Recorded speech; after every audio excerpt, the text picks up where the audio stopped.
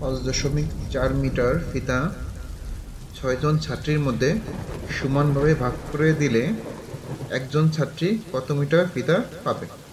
তাহলে আমরা লিখতে পারি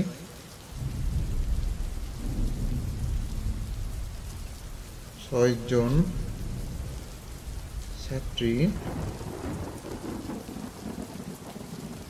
ফিতা পায় 5.4 মিটার।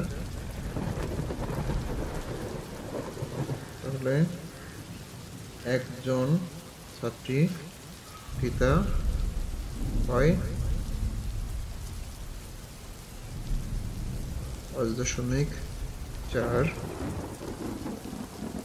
ভাগ 6 মিটার।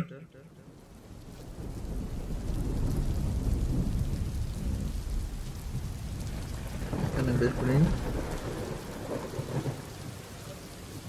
5.4 ভাগ 6। 6 পাশের মধ্যে যায় না, 0 0 বিয়োগ করে থাকে 5